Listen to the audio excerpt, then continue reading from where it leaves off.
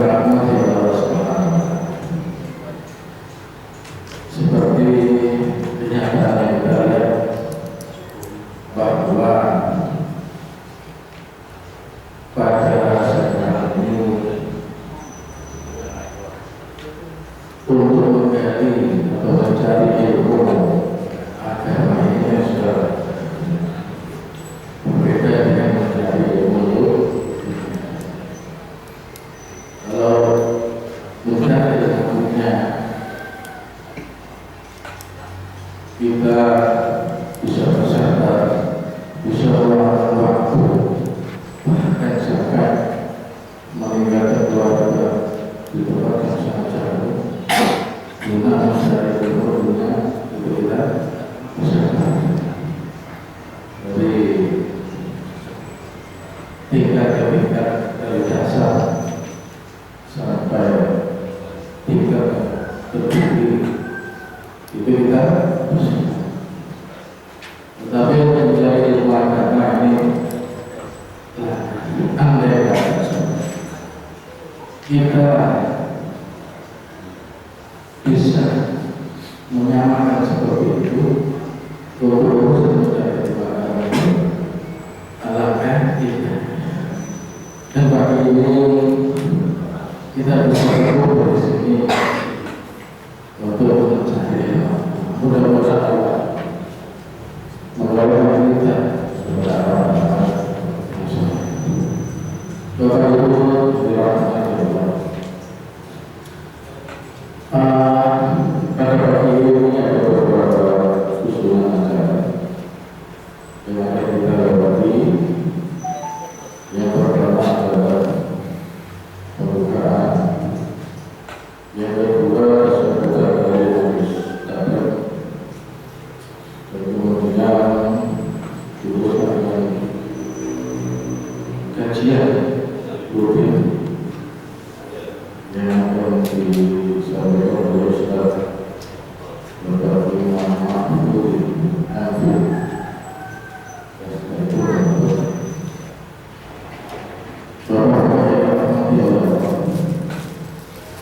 Mencari yang pertama, sebelum kita mulai dari ini, mari kita berbasmalah bersama-sama. Semoga Allah senantiasa merahmati-Nya dalam materi yang Bismillahirrahmanirrahim. Yang kedua yaitu sambutan dari Majelis Taklim yang disampaikan oleh Ustaz Muhammad.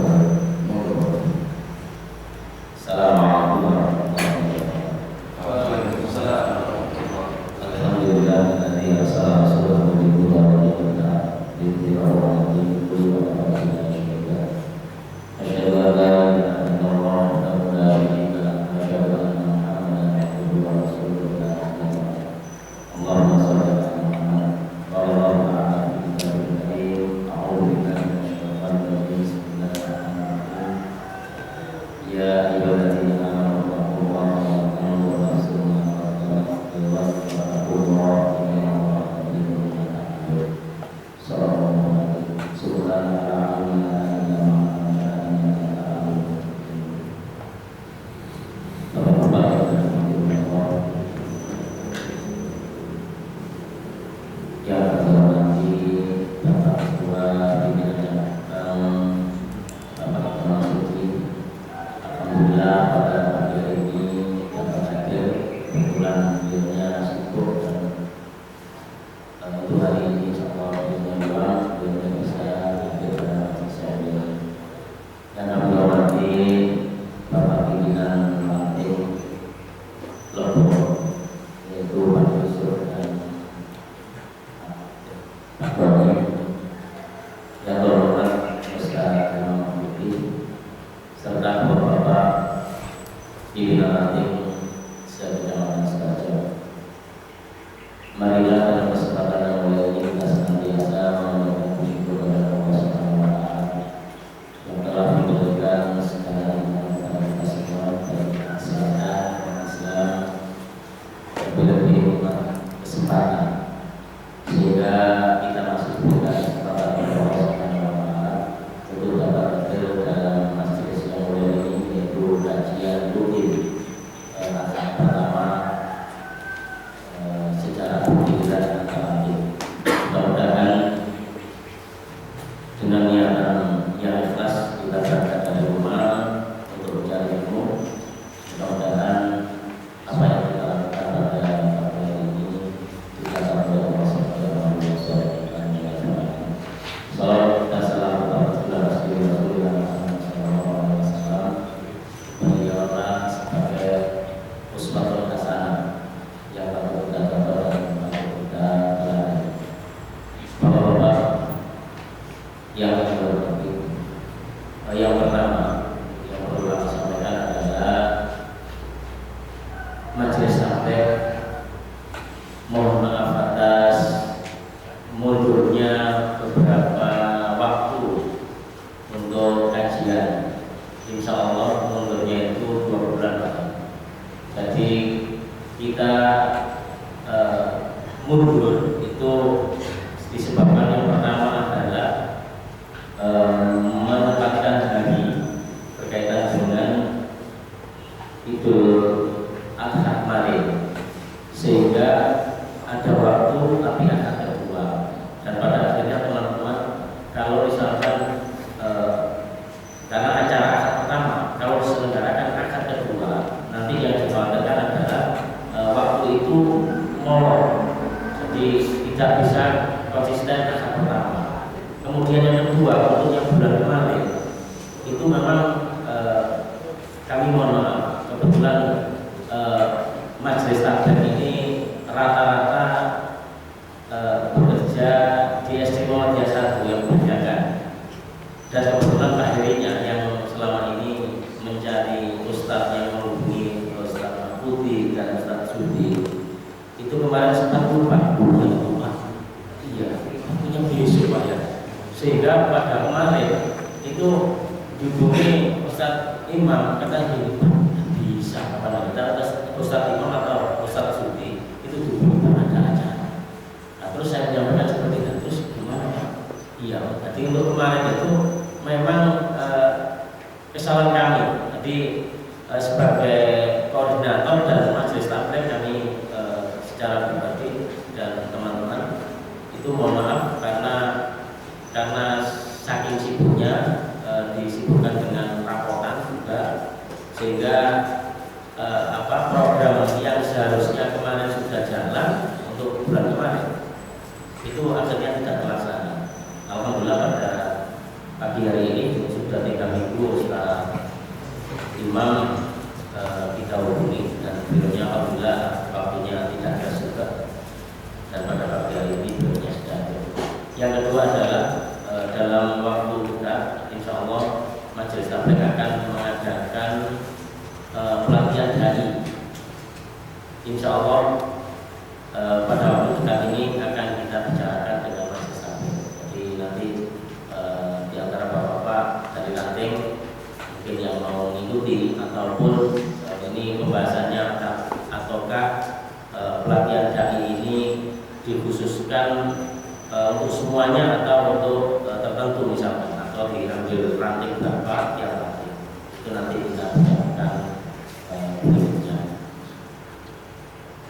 Demikian apa yang dapat saya sampaikan hari itu. Jadi di sini saya sebagai koordinator terima kasih banyak atas kehadiran teman-teman semuanya yang hadir dalam majelis yang mulia ini. Mudah-mudahan dengan tujuan yang ikhlas kita menuntut ilmu. Insya Allah dengan kita berusaha menuntut ilmu, Allah Subhanahu wa Ta'ala akan memberikan petunjuk yang baik. Dan marilah acara ini saya akhiri. Assalamualaikum warahmatullahi wabarakatuh. Assalamualaikum.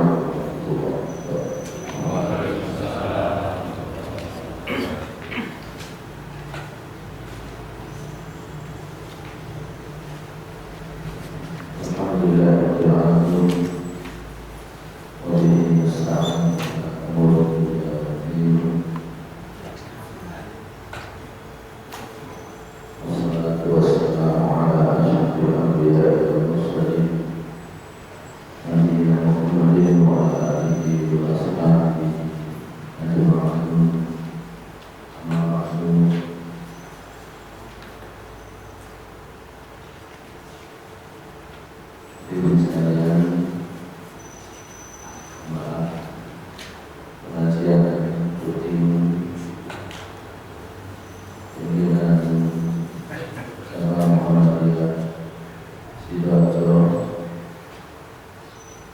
yang dimuliakan Allah Subhanahu wa Ta'ala.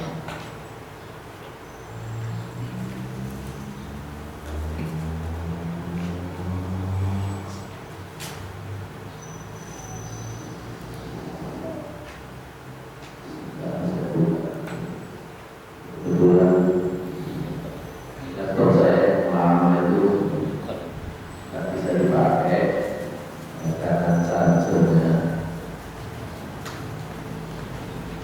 Sehingga itu ada kesulitan sendiri. Aplikasi hadis itu belum saya pasang di yang baru, jadi kesulitan sehingga barangkali beberapa materi yang masuk sebenarnya itu belum tercover. Nanti saya akan menggunakan buku ini sebagai salah satu rujukan utama selain tentu saja APT. Karena materi kita adalah saya dari Muslimin sama Sasuhadi. Materi kita itu bacaan Al-Quran ya, di dalam sholat.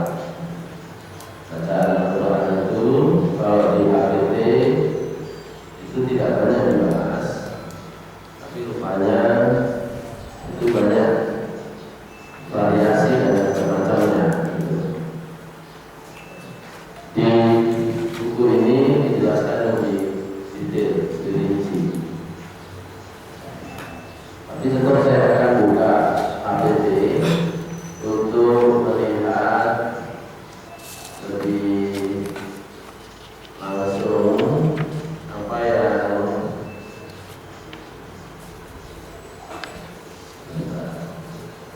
APT Office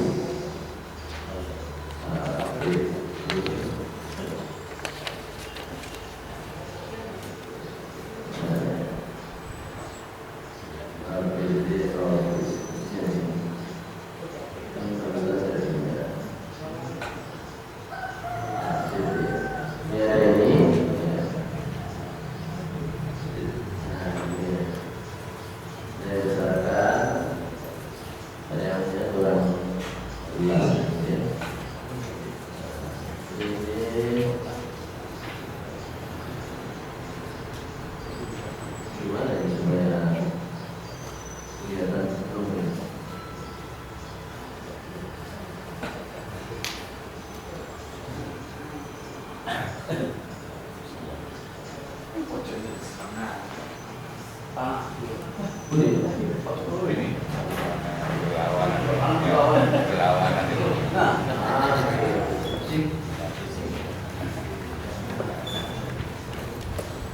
Ini ada di, jadi APT itu juga ada ininya ya, ada file, ada soft copy-nya.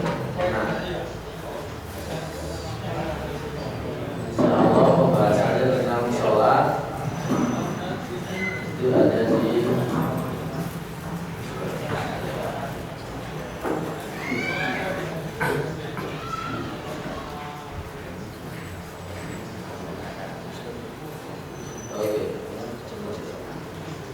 tentang alhamdulillah lebih jelas. Coba kita sholat jenjang ini bersuci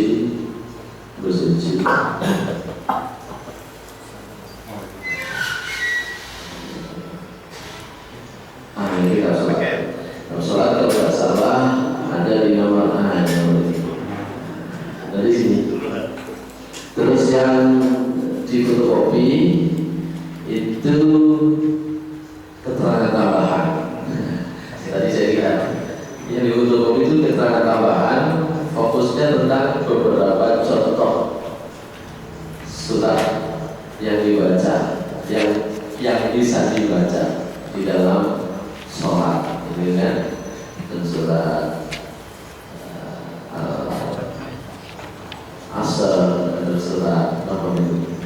itu di bagian belakang. Itu sebenarnya untuk tambahan. Untuk tambahan. Tapi pembahasan khususnya tentang bacaan Al-Quran di dalam sholat itu kalau di sini kalau punya saya merah, cetakannya nggak sama, halamannya nggak sama. Saya merah itu pembahasan kita ada di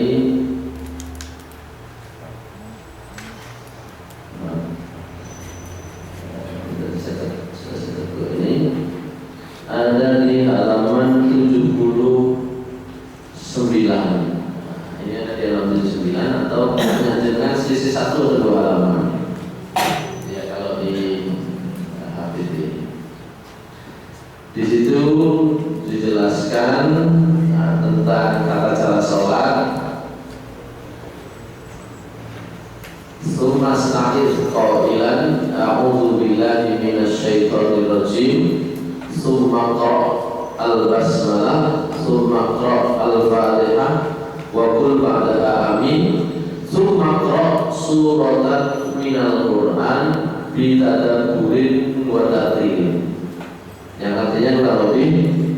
Lalu ini setelah baca iftitah, kemudian urutannya setelah baca iftitah, bacalah ta'awudz, summa sta'idz qailan a'udzu billahi minasyaitonir rajim, bacalah ta'awudz, a'udzu billahi minasyaitonir rajim, summa qra' al-basmalah, kemudian bacalah bismillahirrahmanirrahim, summa qra' al-fatihah, kemudian bacalah surah al-fatihah, wa qul ba'daha amin, dan setelah itu bacalah amin.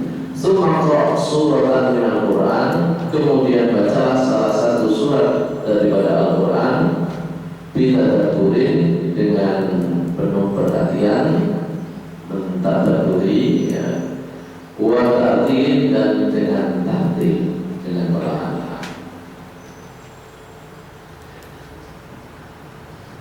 Jadi kalau dilihat dalilnya akan ketemu yang nomor 7, 8, 9, 10, 11, 12 akan kita lihat di sini dalilnya. Dalilnya akan ketemu di sini. Alasan dan dalil. Nah, mulai nomor 7. Mulai nomor 7. Di dalam Himpunan Usaha Tarjih disebut mengapa harus dimulai dengan ta'awudz, gitu ya. Nah, didasarkan pada ayat Al-Quran surah An-Nahl ayat 98, a'udzu billahi minasyaitonir rajim, fa idza qara'tal Qur'ana fasta'idz billahi minasyaitonir rajim. Surah An-Nahl ayat 98. Jadi setiap membaca Al-Quran, termasuk di dalamnya surah Al-Fatihah, kita diwajibkan membaca ta'awudz. Cuma nanti di situ ada perbedaan lagi. Apakah cukup di rakaat pertama atau di setiap rakaat? Di situ berbeda. Tentang kewajiban membaca ta'awudz di dalam sholat, selain dari ayat 98 dari surah An-Nahl, kita bisa juga temukan di dalam beberapa riwayat. Kalau kita buka di buku ini,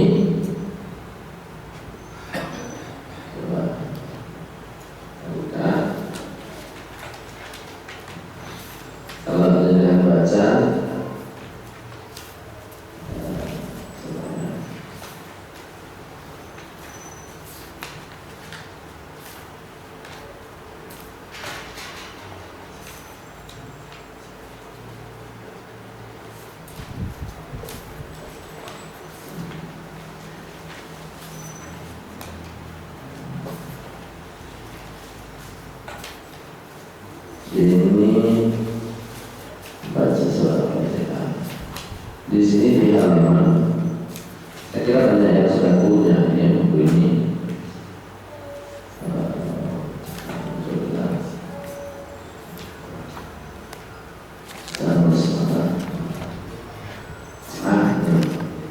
Ada di dalam halaman 120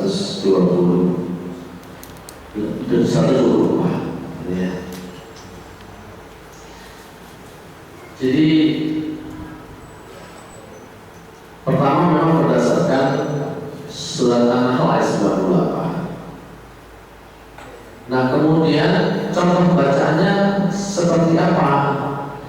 Di HPT kita lihat itu tidak disebutkan hadisnya secara lengkap, hanya disebut bahwa Abu Sa'id Al-Khudri ya, bahwa Nabi SAW menurut Abu Sa'id Al-Khudri membaca ta'awudz di dalam sholat maksudnya. Ibnu Munzir berkata bahwa diceritakan dari Nabi SAW bahwa sebelum membaca Al-Quran beliau berdoa a'udzubillahi minasyaitonir rajim. Ada dalam kitab Nailul Awtar. Di situ kitab Nailul Awtar itu kitab fikih, bukan kitab hadis. Nailul Awtar itu sama kayak Bulughul Maram, cuma dia lebih lengkap, lebih besar, lebih syaratnya lebih banyak. Kitab hadis itu ya Bukhari, Muslim gitu ya. Nah, karena itu kita perlu dukungan lain yang barangkali bisa disebutkan lebih jelas. Apakah memang ta'awudz itu dibaca di dalam sholat? Nah, kalau di sini tidak jelas buku ini. Jadi kenapa PDM Sidoarjo itu apa ya punya ini misi menyusun buku ini? Karena kita lihat bahwa kadang-kadang di HPT ada beberapa hal yang butuh dikuatkan, gitu ya. Butuh diberikan dalil yang lebih lengkap, lebih banyak. Karena meskipun dicetak berulang-ulang, ini kan kita tahu ya, ini kan cetakannya kan tetap ini cetakan ke berapa ini? Ini cetakan, ini kan edisi lama yang dicetak berulang-ulang. Nah di sini di dalam beberapa riwayat yang muncul, dalam beberapa riwayat yang muncul, saya bacakan salah satu. Ini ya sayangnya saya tidak bisa langsung ngambil dari ya, misalnya Maktab Usamilah kan belum saya pasang di laptop saya baru.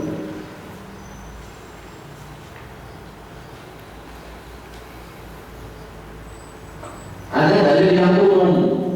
Dalil yang umum, misalnya sahabat Sulaiman bin Sud, dia berkata ada dua orang yang saling mencerca di samping, saling mencela, saling ilo-ilokan di samping Nabi SAW, sementara kami duduk-duduk di samping beliau. Salah seorang darinya mencela temannya sambil marah hingga wajahnya memerah. Maka Nabi SAW bersabda, sesungguhnya saya mengetahui suatu kalimat yang apabila ia membacanya, niscaya kemarahannya akan hilang, yaitu sejujurnya dia mengatakan a'udzubillahi minasyaitonir rajim. Lalu orang-orang berkata kepada laki-laki itu, apakah kamu tidak mendengar apa yang dikatakan oleh Nabi? Justru laki-laki itu menimpali, sesungguhnya aku tidaklah gila. Jadi kalau di baca ta'awudz kok karena aku tak benar maksudnya. Ya berarti kan. Nah, ini itu yang umum, itu tidak ada kaitannya dengan sholat, baca Al-Quran secara umum atau kondisi tertentu secara umum, baca ta'awudz. Nah, yang ada hadisnya justru adalah hadis dari Al-Umamah Al-Bahili. Ini terkait di dalam sholat. Kalau ini secara umum, hadis Abu Umamah Al-Bahili dia mengatakan, sahabat Abu Umamah Al-Bahili mengatakan, karena Nabiullah sallallahu alaihi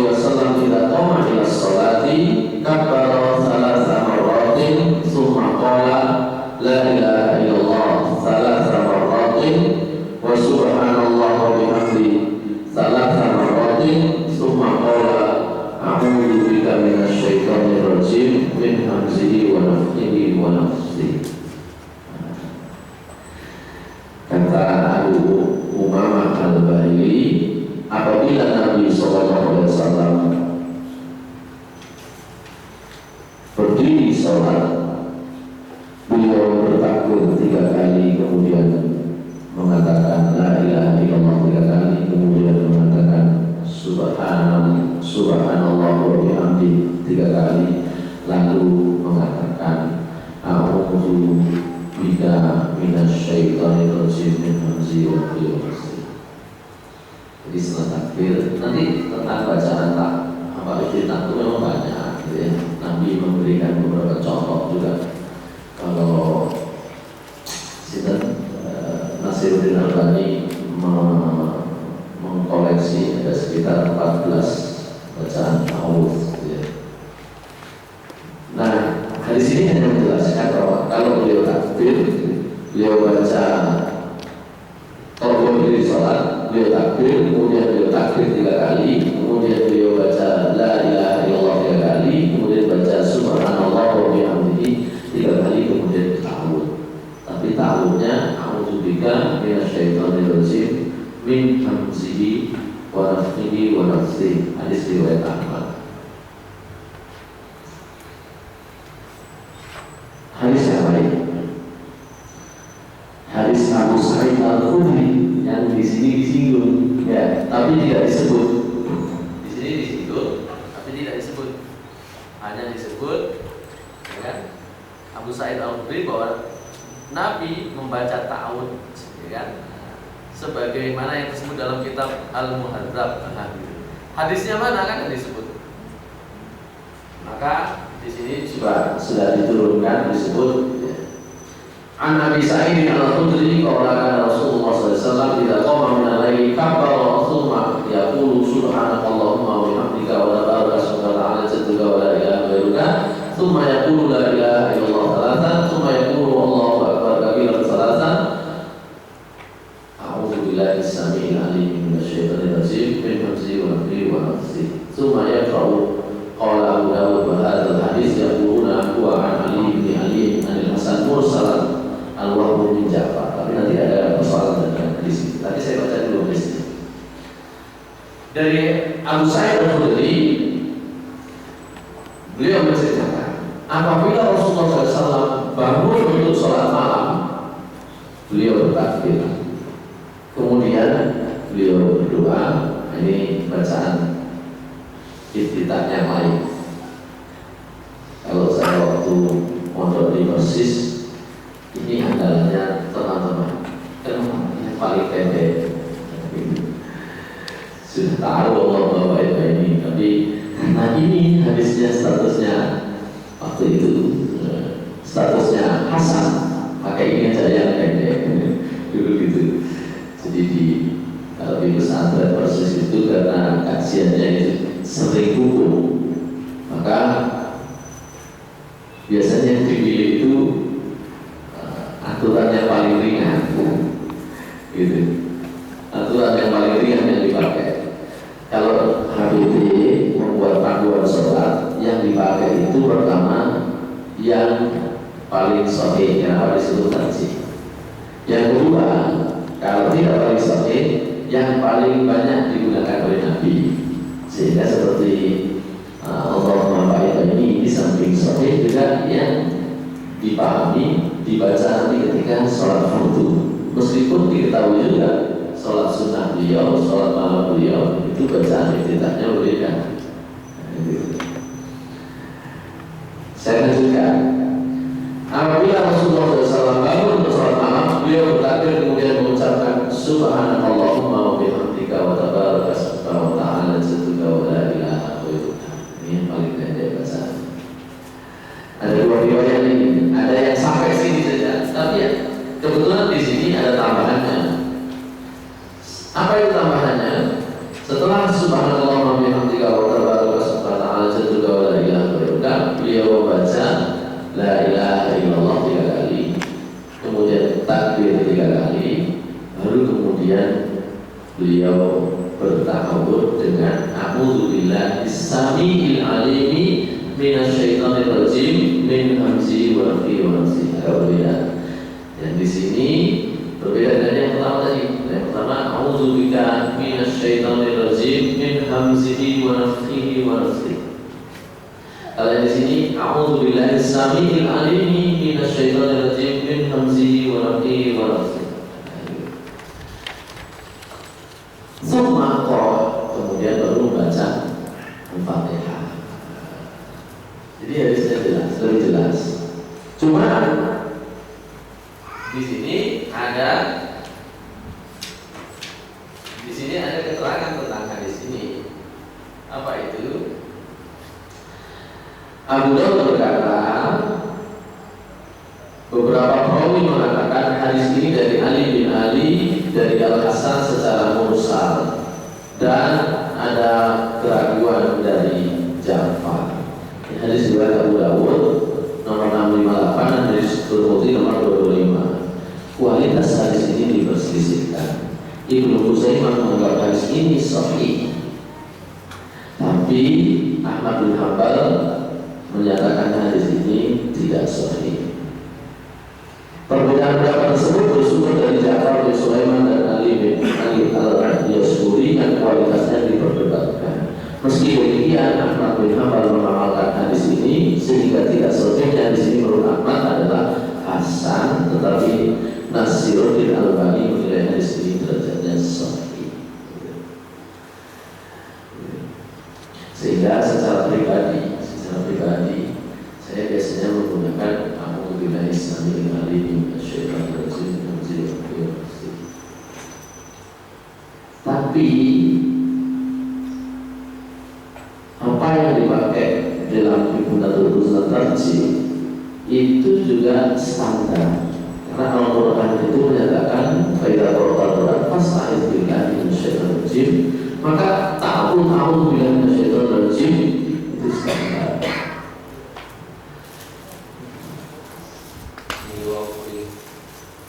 Mencolot pertama waktu berangkat ada suku ketiga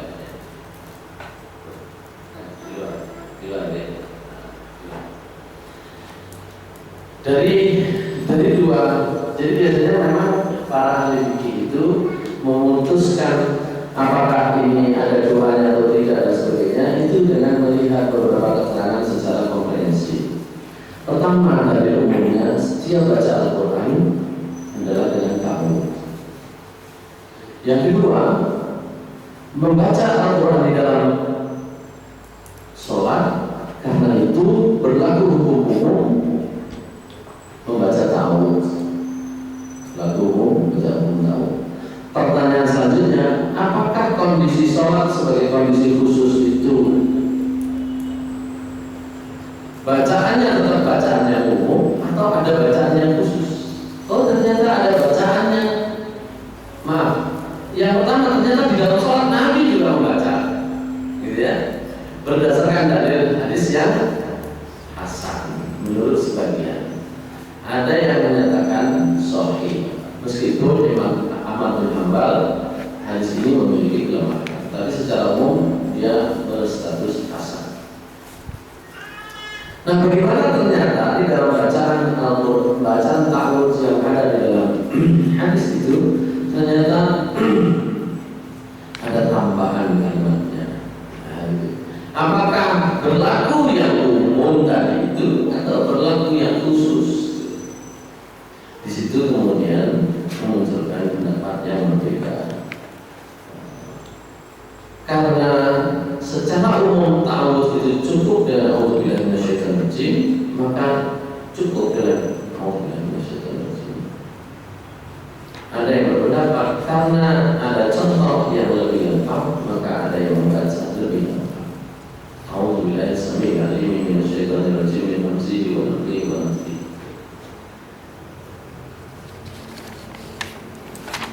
Yang tidak ditemukan contohnya justru adalah yang tidak membaca ta'awudz. Karena justru perintah umum dan contoh khusus dalam hadis ada bacaan ta'awudz. Kalau itu yang justru tidak ada contohnya, menyalahi perintah itu, membaca ta'awudz. Persoalan lainnya adalah apakah setiap rakaat atau hanya di rakaat yang pertama.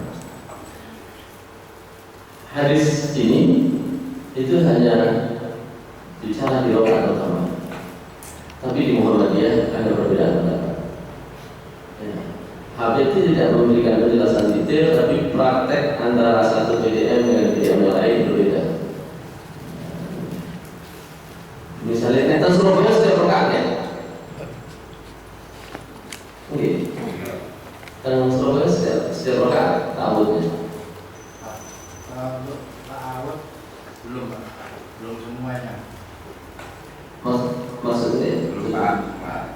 Untuk dibaca itu belum semuanya. belum semuanya. Kalau di HBT jelas dibaca, cuma nanti perbedaannya antara satu daerah dengan daerah lain itu berbeda-beda. Ada yang membaca setiap rakaat, sehingga pas tes guru itu ada yang membaca setiap rakaat. Di situ aja sampai sejauh ini diputuskan hanya di rakaat pertama. Di rakaat pertama itu bacaan ta'awudz. Bagaimana bacaannya lengkap atau tidak? Boleh dipilih, ya. Karena ta'awudz dengan a'udzubillahi minasyaitonir rajim itu yang umum, yang standar, maka itu boleh digunakan. Maka ini baru tentang ta'awudz. Baru kemudian Iqra basmalah, bacalah basmalah, gitu ya. Di panduan sebelumnya tadi itu bacalah basmalah, kemudian bacalah Al-Fatihah. Di sini memberikan pemahaman bahwa sementara ini di dalam Muhammadiyah, dalam HBT, basmalah tidak termasuk Al-Fatihah. Memunculkan pemahaman bahwa basmalah tidak termasuk Al-Fatihah, karena di situ summa al-basmalah, summa al-Fatihah. Sehingga di situ juga nanti menimbulkan pemahaman, oh Muhammadiyah itu nggak baca Bismillah ketika sholatnya jalan. Kenapa? Karena yang dibaca adalah Al-Fatihah dari Alhamdulillah.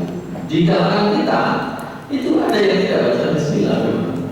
Itu hasil dari apa yang kemarin dilakukan tes, itu juga ada yang tidak Bismillah. Jadi setelah takbir Allahumma baik ini ta'awudz langsung Alhamdulillah. Oh ini berarti pemahaman. Memang apakah Bismillah itu masuk surah Al-Fatihah atau tidak? Para ulama berbeda pendapat.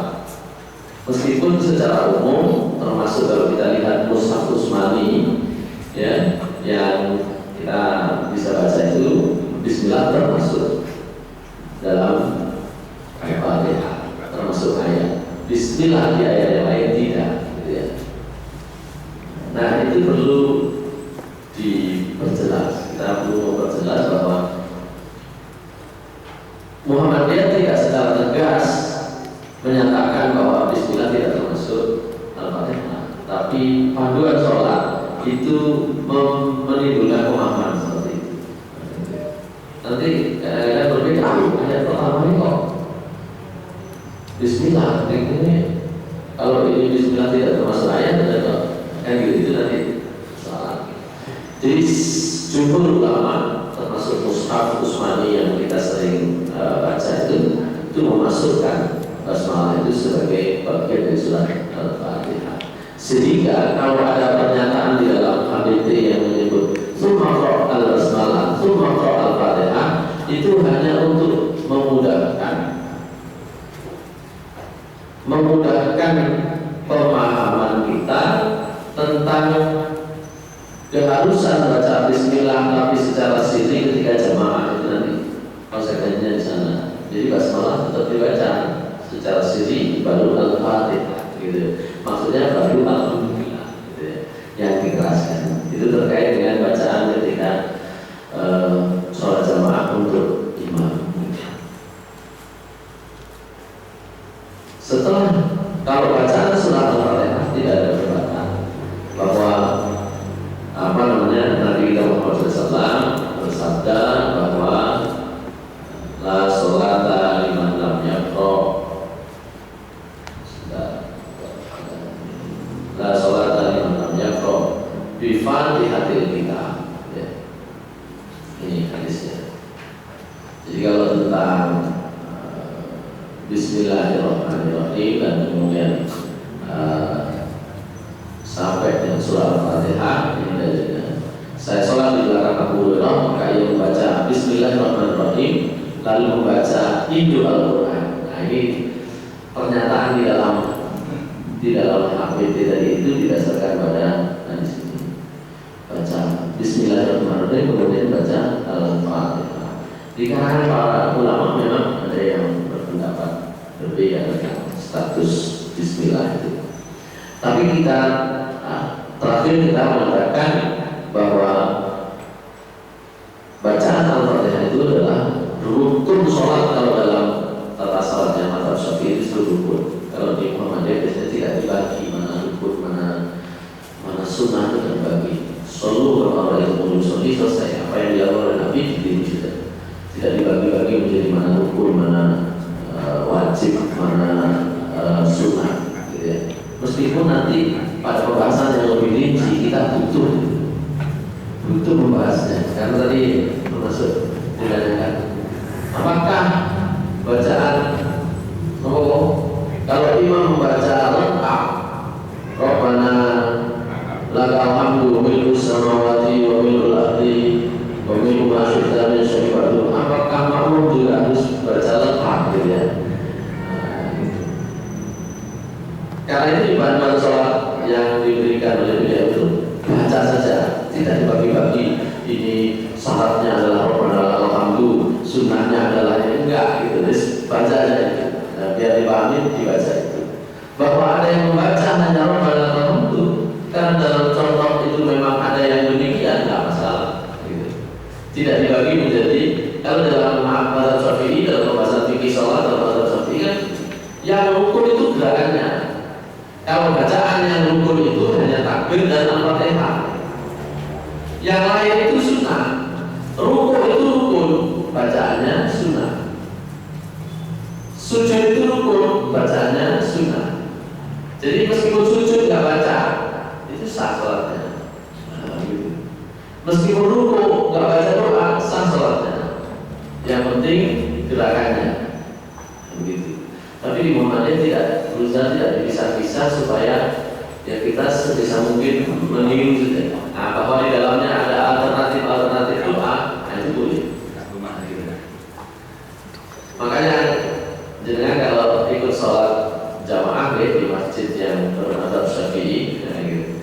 Sholat jamaah zuhur atau asar misalnya, kok cepet ya namanya? Karena yang penting adalah rukunnya. Baca kita boten itu bukan rukun. Meskipun itu diajarkan apa kabiro wal yang diajarkan, tapi itu tidak selalu dibaca. Karena itu sunnah. Nah, gitu. Tapi ada yang barangkali begitu makinan itu akan dibaca. Sunnah-sunnahnya itu dibaca. Tapi orang suka kok makmum belum mari Al-Fatihah terus rukun. Itu kan tidak dibaca, dan yang dibaca adalah hanya Al-Fatihah sebagai rukun. Gitu. Surat yang lain belum tentu dibaca. Gitu. Nah, di Muhammadiyah tidak dipisah-pisah seperti itu untuk menghindari. Saya kira itu baik untuk menghindari adanya tadi membaca cukup Al-Fatihah rukun itu bukan terkait ya. Jadi saya kira tapi sepakat bahwa Al-Fatihah itu harus dibaca dan itu memberi konsekuensi ke absahan sholat seseorang. Sekarang apa yang dibaca setelah Al-Fatihah?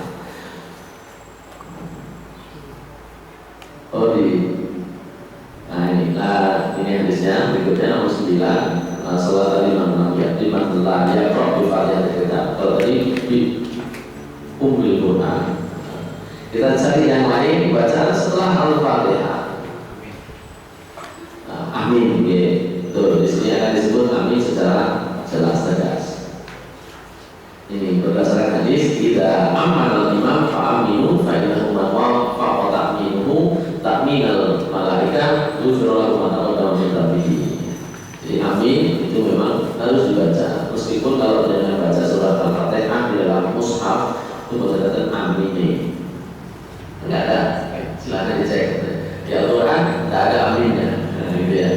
Cukup surat Al-Fatihah terakhir waladhdallin. Gitu ya. Tapi di dalam sholat amin itu dibaca. Dalam sholat berdasarkan hadis ini. Berdasarkan hadis.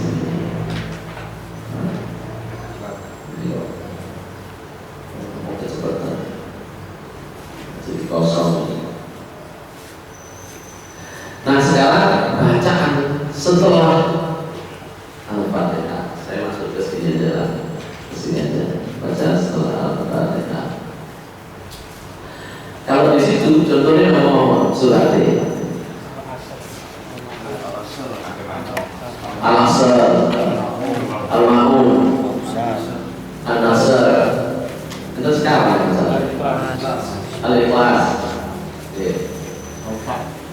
Kenapa begitu? Di HPT bunyinya di bagian tadi yang hilang tadi, di bagian terakhir itu waktu makro matayasal, kemudian baca yang mudah. Nah, sebagai panduan yang simpel baca yang mudah.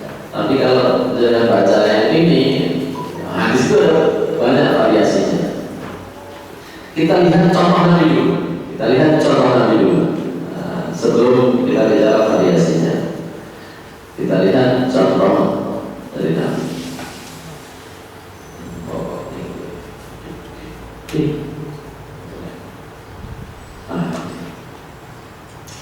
Kalau Al-Fatihah selesai, nah tadi sudah ya. Nah, sekarang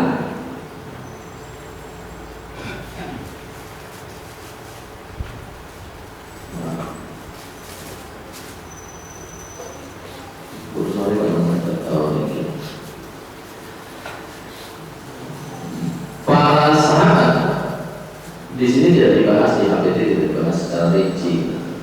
Tapi para sahabat sepakat bahwa disunahkan membaca Al-Quran setelah Al-Fatihah pada 2 rakaat pertama di semua sholat. Pada 2 rakaat pertama di semua sholat. Menurut Ibnu Sirin, la'alamuhum yakhtalifuna fi hadza. Saya tidak mengetahui para sahabat berbeda pendapat dalam masalah ini. Dalilnya adalah dalil hadis dari Abu Qatadah. Ini yang ada di HPT. Yang ada di HPT ini dalilnya ini. Anna Nabi sallallahu alaihi wasallam yaqra'u fi rak'atayn al-ulayayn min salati dhuhri bi Fatihatil Kitab wa suratayn yutawwilu fil ula wa yufassiru fil thaniyah wa yusmi'u al-ayat ahyanan wa kana yaqra'u fil asli bi Fatihatil Kitab wa suratayn wa kana yutawwilu fil ula wa kana yutawwilu fil rak'ah ula min salati subhi wa yufassiru fil thaniyah. Kita lihat terjemahannya. Nabi SAW, ini hadis dari Abu Qatadah dari Bukhari dan Muslim, membaca Al-Fatihah di 2 rakaat pertama sholat zuhur dan juga membaca 2 surat yang panjang pada rakaat pertama dan pendek pada rakaat kedua dan terkadang hanya 1 ayat. Nah, gitu ya. 2 rakaat pertama baca surah Al-Fatihah. Setelah itu diikuti dengan bacaan surat yang panjang. Kemudian rakaat keduanya bacaan suratnya lebih pendek atau bahkan cuma 1 ayat. Beliau membaca Al-Fatihah di 2 rakaat pertama sholat asar dan juga membaca 2 surat dengan surat yang panjang pada rakaat pertama. Nanti kalau riwayat lain sholat asar berbeda dari sholat zuhur, ya, berbeda dari sholat zuhur.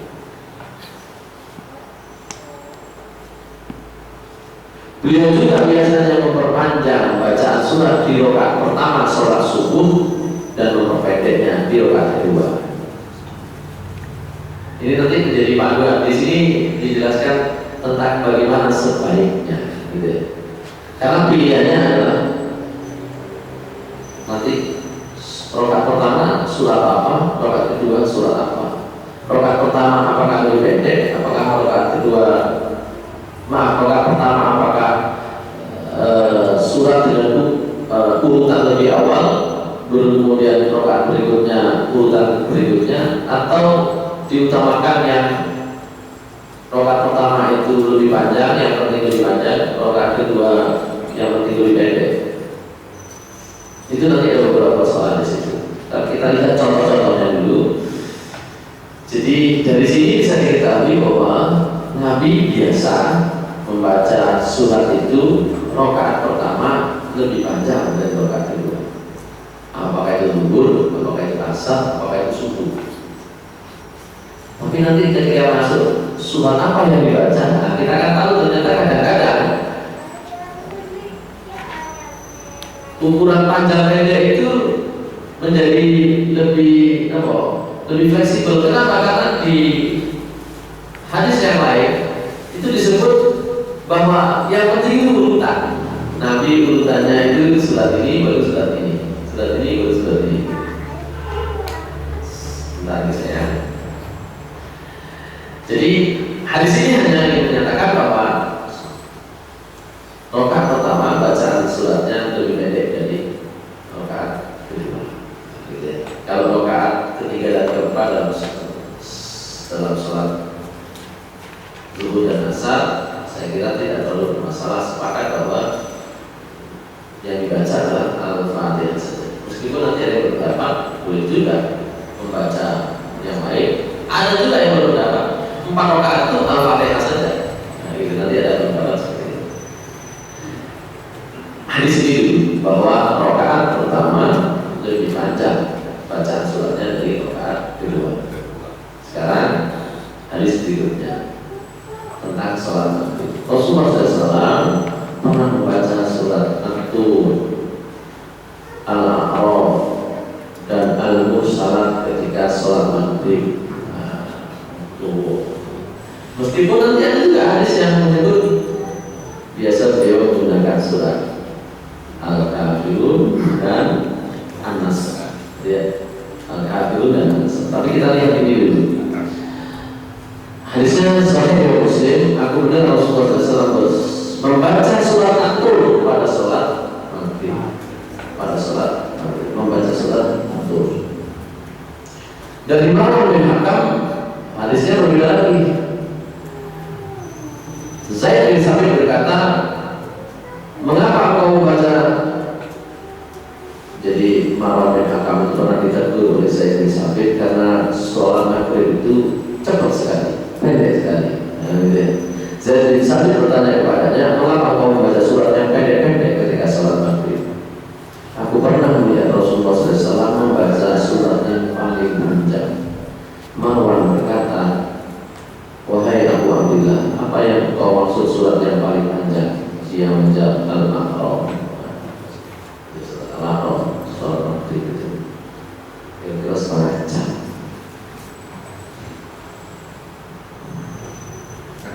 Setengah jam itu dengan asumsi bahwa ketika satu surat diturunkan belum tentu lengkap semua.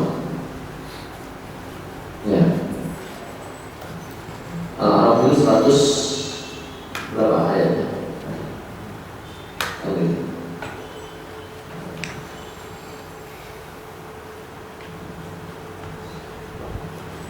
Kalau nggak salah 200. Nah, okay. Dia lebih pendek sedikit dari surah Al-Baqarah. Jadi Al-Baqarah baru kemudian Al-A'raf, jumlah ayatnya lebih banyak. Jumlah ayatnya. Kalau Al-Imran cuma 200. Jadi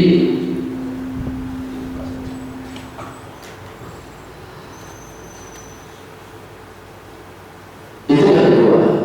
Yang ketiga, Ibnu Abbas berkata, inna umma fadli sami'tuhu wa yaqra'u wal mursalati urfa faqalat ya bani wallahi laqad zakartani bi pernah tinggal di surah An-Nahl. La akhir masa itu min Rasulillah sallallahu alaihi wasallam ya fil maghrib. Umul Fadl mendengarnya pembacaan. Jadi Ibnu Abbas, Umul Fadl mendengar Ibnu Abbas itu membaca ayat surat Wal Mursalati Urfa, surat Al-Mursalat. Kemudian Umul Fadl berkata, wahai anakku, demi Allah, engkau telah mengingatkan aku dengan bacaan surat ini, bahwa ini adalah surat yang dibaca ketika sholat maghrib terakhir yang dilakukan Rasulullah SAW. Wal Mursalat. Ini beberapa contoh sholat maghrib. Sholat isya. Sholat isya. Sholat isya, hadis Mu'adz bin Jabal. Hadis Mu'adz bin Jabal itu menyebut bahwa beliau pernah imami sholat, baca surat Al-Baqarah panjang sekali sampai ada orang yang murid langsung menutup jamaah sholat dulu. Ketawa. Ini juga nanti menjadi dalil di sini menjadi dalil bahwa membaca surat Al-Fatihah saja boleh. Gitu. Di sini nanti ada beberapa persoalan tentang bagaimana sebaiknya membaca. Jadi Mu'adz bin Jabal pernah sholat bersama Nabi SAW, kemudian dia kembali kepada kaumnya dan sholat bersama mereka menjadi imam. Kemudian dia membaca surat Al-Baqarah. Kemudian seorang laki-laki mangkir dari sholat dan dia sholat sendiri dengan sholat yang ringan. Hal ini terdengar oleh Mu'adz sehingga Mu'adz berkata, munafik kalau ini boleh sholat boleh seperti itu. Kapan ini sholat atau IPS gitu, mutu. Perkataan Mu'adz itu terdengar oleh laki-laki tersebut tidak terima orangnya. Maka ketika Nabi datang, Nabi SAW datang, dia bertanya, wahai Rasulullah, siang hari saya bekerja dengan kanan saya dan mengairi ladang dengan unta-unta saya. Kemarin Mu'adz sholat mengimami kami dan membaca Al-Baqarah sehingga saya mampir dari sholat dan dia mengatakan saya munafik. Lalu Nabi SAW bersabda, wahai Mu'adz, apakah engkau ingin menjadi membuat fitnah? Ditanya seperti itu 3 kali oleh Nabi juga, bacalah Asy-Syams dan Ad-Duha. Wasyamsi wa duha, surat Asy-Syams, dan bacalah Sabbi isma rabbikal a'la atau semisalnya. Ini juga nanti terkait dengan hadis yang lain bahwa begitu. Ketahuilah bahwa yang di belakang itu ada orang tua, ada ibu-ibu, ada orang sakit, ada yang orang yang keperluan yang Nabi. Itu terkait dengan Mu'adz bin Jabal itu yang ini. Tapi hadis ini lengkapnya di sini disebut. Orang itu tanya lagi, bagaimana? Di sini nggak disebut lengkap. Di sini disebut lengkap di sini. Orang itu tanya lagi, sampai sendiri biasanya bagaimana Nabi gitu ya.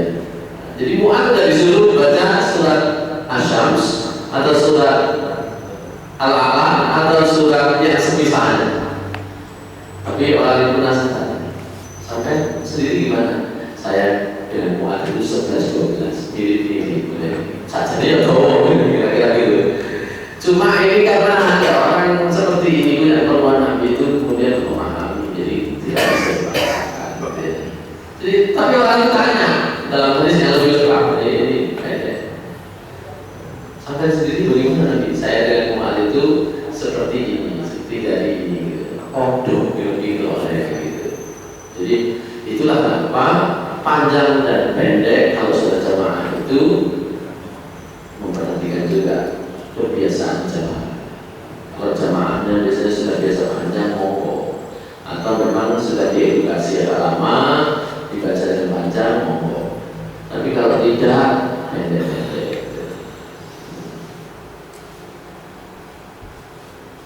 Ini salat isya. Jadi salat isya paling tidak ya sekelas Sabbi isma, sekelas Asy-Syams, sekelas Ad-Duha. Nah gitu. Tapi boleh panjang, boleh panjang, boleh. Tapi tapi melihat makmumnya. Nanti dalam hadis yang lain di sini disebut juga yang paling bagus yang panjang kalau dia sholat sendiri. Sholat sendiri. Afdalus sholati kan atwaluha qiyaman. Sebaik-baik sholat yang berdirinya paling lama. Tapi itu kalau sendiri. Kalau jamaah, nah itu sambil memperhatikan makmumnya. Sekarang sholat subuh. Rasulullah SAW pernah membaca surat Qaf dan at-takbir dalam sholat subuh. Dari Utbah bin Malik, faqara fi awwal rakatin wa nahru basiqatil laha tal'un nadid wa rubbama qala qaf. Nabi pernah sholat subuh bersama, sholat beliau pernah membaca di rakaat pertama wa nahru basiqatil laha tal'un nadid, atau itu adalah surat Qaf ayat 10. Nanti memang ada yang menyebut hanya bicara surat Qaf, gitu ya. Amr bin Haris berkata, Sami'tu Nabi sallallahu alaihi wasallam yaqra'u fil fajri idza syamsu kuwirat at-takwir. Ini beberapa hadis yang jelas menyebut.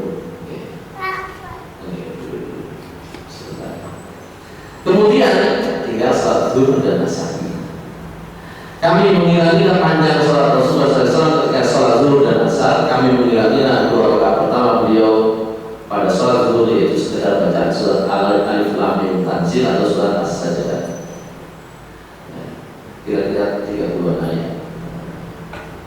Dan kami mengira-ngira 2 rakaat terakhir beliau sekitar setengah dari itu. Dan kami mengira-ngira 2 rakaat pertama beliau pada sholat asar itu seperti 2 rakaat akhir beliau pada sholat zuhur, dan 2 rakaat terakhir beliau pada sholat asar itu sekitar setengahnya dari itu. Jadi kalau sholat zuhur, kalau dikira-kira itu panjangnya 30 ayat. Rakaat pertama, rakaat kedua setengahnya 15 ayat kira-kira. Sholat asar kira-kira rakaat pertama 15 ayat, rakaat keduanya setengahnya. Nah, gitu. Setengahnya. Ini namanya contoh. Bagaimana hukumnya? Apakah memang harus seperti itu, gitu ya? Ya kalau bisa seperti itu. Tapi tadi saya sampaikan supaya menyesuaikan kondisi makmum. Ini terkait dengan muat tadi itu. Nabi mengatakan tidak aman lunas al-yukhafif. Jika salah seorang dari kalian menjadi imam bagi suatu kaum, maka ringankan, mudahkan. Fa'inna fihi as-saghir wal kabir wal dha'if wal marid fa idza shalla wahdahu falyusalli kaifa syaa. Karena di antara mereka ada anak kecil, ada orang tua, ada orang lemah, dan ada orang sakit. Jika kalian sholat sendiri, maka silakan sholat sebagaimana kalian mau. Tapi dari beberapa riwayat itu kita bisa mengira-ngira, oh kalau sholat subuh kira-kira sekian, ya. Sholat isya, sholat maghrib, nanti ada dari lain. Saya masih belum sempat sertakan di sini. Sholat maghrib itu bisa juga pernah beda sekali. Al-Kafirun dan An-Nasr. Kuliah Al-Kafirun dan An-Nasr. Kalau sholat Jumat sekurang-kurangnya Al-Munafiqun dan Al-Jum'ah, atau Al-A'la dan Al-Ghasyiyah. Ada 2 pilihan. Kalau khusus orang Jumat bisa 2, ya, Al-A'la dan Al-Ghasyiyah, atau Al-Munafiqun dan Al-Jum'ah. Tapi kalau saat Idul Fitri, beliau menggunakan Al-A'la dan Al-Ghasyiyah. Tapi itu contoh beliau. Di dalam HBT hanya menyebut faktor matais, bacalah apa yang mudah. Sehingga di situ, di situ ada beberapa persoalan lain. Di sini disebut secara rinci dalam 6 pembahasan. Di sini 6 pembahasan ini. Baca.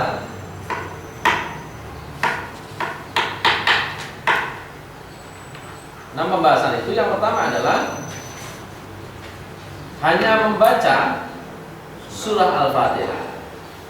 Berdasarkan dalil sahabat Mu'adz tadi itu, sahabat Mu'adz dengan orang yang protes tadi itu, Nabi akhirnya tanya, ini hadisnya panjang, hadisnya lebih lengkap dari yang tadi di sini. Hadisnya panjang sekali disebutnya. Ketika Mu'adz, saya maksudnya, ketika Mu'adz selesai sholat, peristiwa itu disampaikan kepadanya. Mu'adz berkata, ini suatu kemunafikan. Pasti akan kuadukan kepada Nabi SAW. Pemuda itu pun berkata, aku juga akan ngadu masalah ini kepada Nabi. Bodoh-bodoh, ingin waktu. Kemudian ketika keduanya menghadap kepada Nabi, Mu'adz menjelaskan permasalahannya kepada Nabi. Pemuda itu berkata, wahai Nabi, dia sudah lama bersama Anda. Lalu kembali dan menjadi imam kami, namun bacaannya terlalu panjang. Nabi bersabda, wahai Mu'adz, tidak takutkah bila yang kamu lakukan itu akan menjadi sumber fitnah? Beliau juga bertanya kepada pemuda itu, bagaimana kamu merasakan sholatnya? Sampai pertama sholatnya terus diopo, gitu. Pemuda itu menjawab, saya hanya membaca Al-Fatihah, memohon surga, mohon perlindungan dari neraka. Saya sendiri tidak terlalu ngerti apa yang Anda bicarakan dengan Mu'adz. Ya. Nah, sampai ke Mu'adz itu biasanya saya juga ngerti. Pokoknya aku Al-Fatihah, mari. Gitu ya.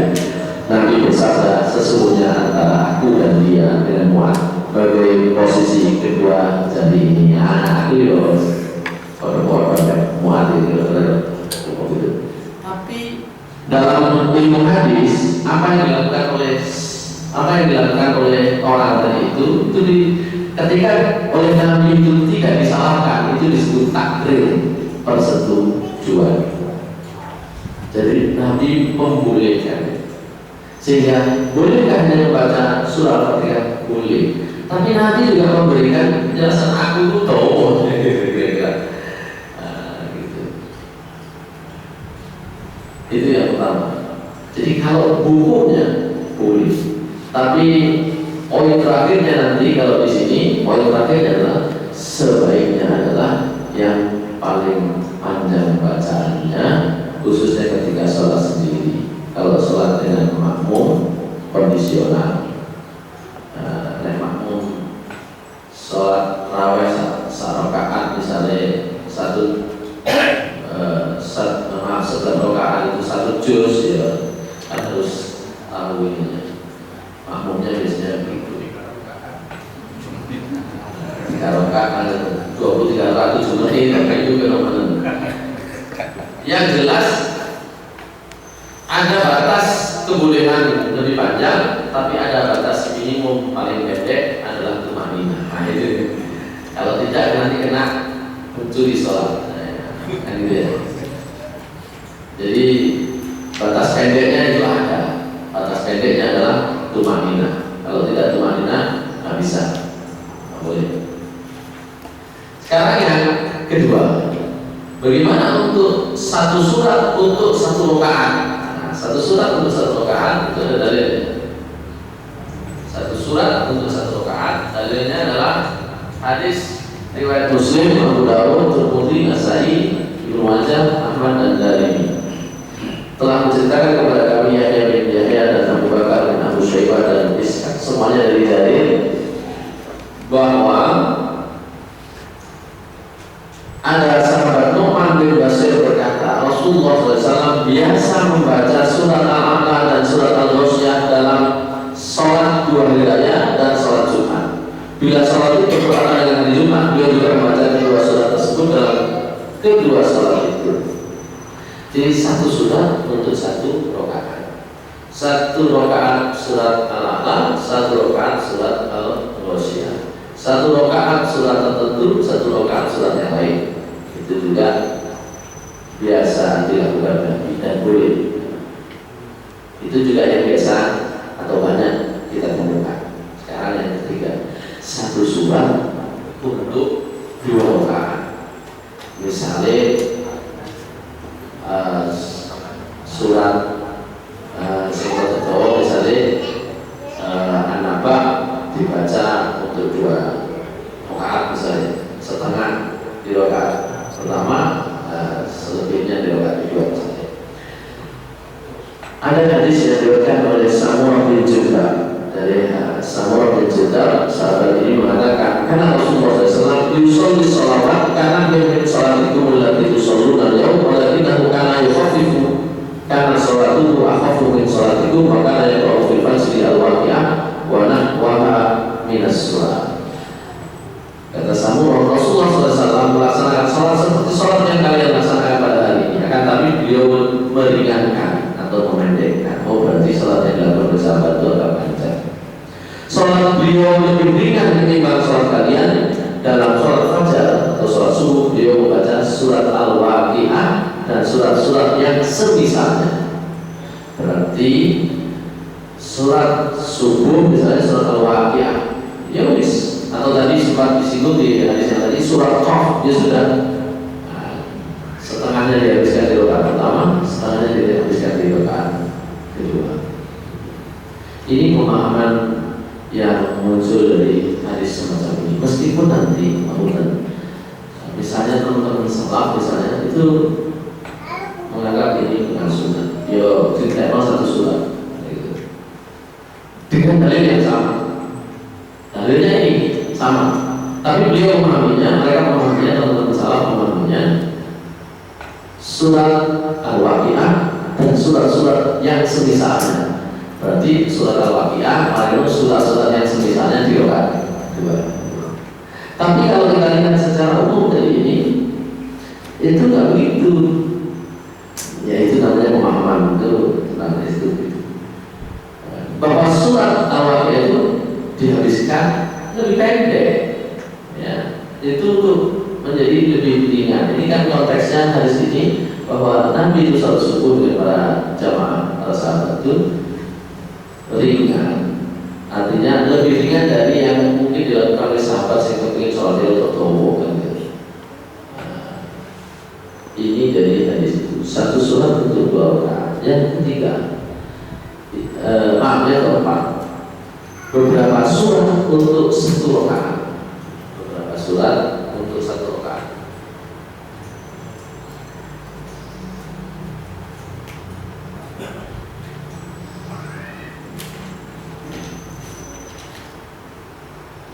Ini ada hadis dari Abu Wa'il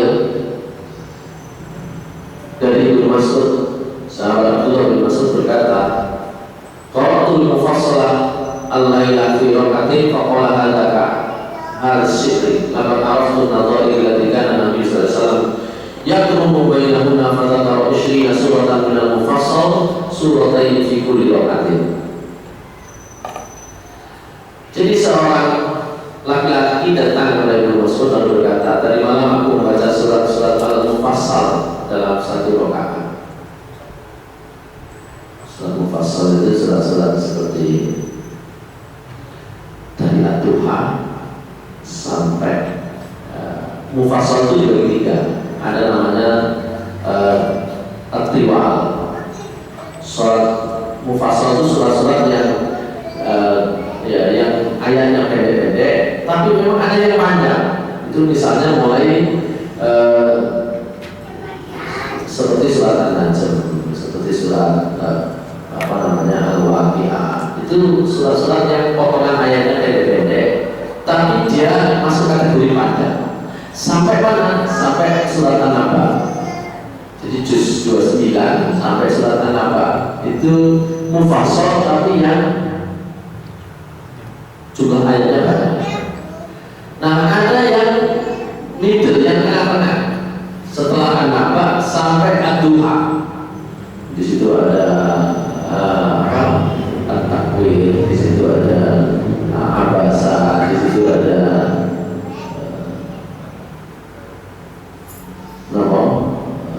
urutannya An-Naba, kemudian An-Nazi'at, kemudian At-Takwir, kemudian Abasa dulu, kemudian At-Takwir, kemudian Al-Infitor, kemudian Al-Insyiqaq, kemudian Al-Buruj, kemudian At-Tariq, kemudian Al-A'la, kemudian Al-Ghasyiyah, kemudian Al-Fajr, kemudian Al-Balad, kemudian Asy-Syams, kemudian surat Al-Lail, kemudian yang tengah-tengah. Kemudian yang pendek itu mulai setelah Ad-Duha sampai Nas. Nah, yang dimaksud Ibnu Abbas di sini itu yang pendek-pendek itu. Jadi ayatnya pendek-pendek, jumlah ayatnya juga sedikit-sedikit. Maka Ibnu Abbas berkata, cepat sekali membaca, kayak baca syair ya. Sungguh aku mengetahui surat-surat sepadan panjangnya yang Nabi gabungkan saat membaca. Jadi misalnya Al-Ikhlas, Al-Falaq, An-Nas di satu rakaat digabung, gitu ya. Itu juga boleh. Beberapa surat untuk satu rakaat. Kemudian yang kelima, satu surat dibaca untuk 2 rakaat. Itu juga boleh, ada contohnya. Satu surat dibaca 2 rakaat. Rakaat pertama Az-Zilzalah, rakaat kedua Qadr misalnya. Ini ada peristiwanya soalnya. Mu'adz bin Jabal dari Mu'adz bin Abdillah Al-Juhani, anna rajulan min Juhayna akhbaru anna sami'a Nabi sallallahu alaihi wasallam yaqra'u fi surati. Jadi suatu Nabi itu meskipun tadi disebut kadang surat apa namanya Qaf ya. Kalau menurut teman-teman salaf itu harus Qaf dan yang kurang lebih seperti itu, gitu ya. Tapi Nabi pernah membaca surat Az-Zilzalah di rakaat berikutnya, surat yang sama. Kata laki-laki, kata sahabat yang mendengar itu, ini hadis riwayat Abu Dawud. Nabi membaca dalam surat subuh idza zulzilatil ardu zilzalaha di kedua rakaatnya. Aku tidak tahu apakah Rasulullah lupa ataukah beliau memang sengaja. Menurut pemahaman ulama, memang Nabi secara sengaja membacanya surat yang sama pada 2 rakaat tersebut untuk dijadikan bagian dari syariatnya. Boleh. Bukan kamu ya, sehingga akal Al-Ikhlas seperti itu kayak sepocong. Nah, sering Nabi itu memiliki kebiasaan yang umatnya didorong untuk mengikutinya, tapi beliau kemudian melakukan hal yang di luar kebiasaan. Biasanya Nabi itu wudu untuk setiap sholat, berwudu untuk setiap sholat.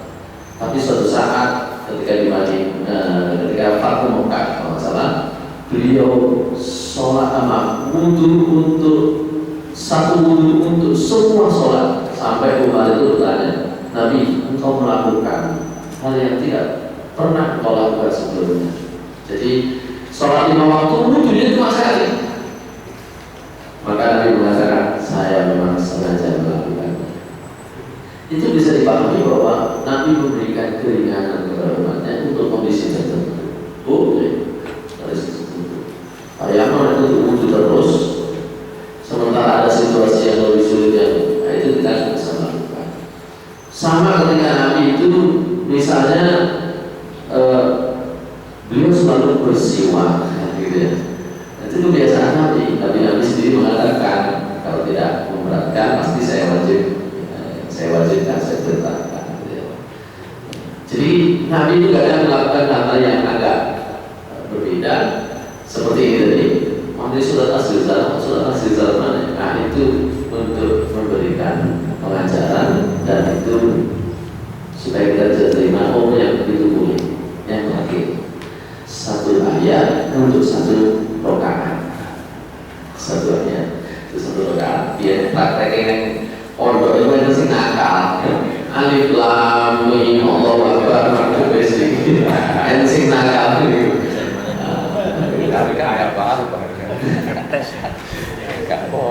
Pondok itu ada yang sing berani kreatif ya itu. Ya sebenarnya kalau contohnya tidak ada. Contoh satu surat, satu ayat, satu rakaat Nabi tidak ada contoh. Cuma itu berdasarkan dalil umum yang tadi sudah disampaikan, ya kan? Nabi menyatakan, "Idza kunta yasolat fasbil wudu, sumastaqbil qiblah, fakabir, summa qra bima tayassara ma'aka minal Qur'an." Kalau kamu berdiri sholat, sempurnakan wudhu, kemudian berdirilah, menghadap kiblat, bertakbirlah, kemudian baca yang mudah dari Al-Quran. Kembali kepada dalil umum, baca surah Al-Fatihah aja boleh, ya kan? Surah Al-Fatihah saja boleh, apalagi boleh baca cuma satu ayat boleh. Ya sih, Allah Akbar. Tapi kalau sebenarnya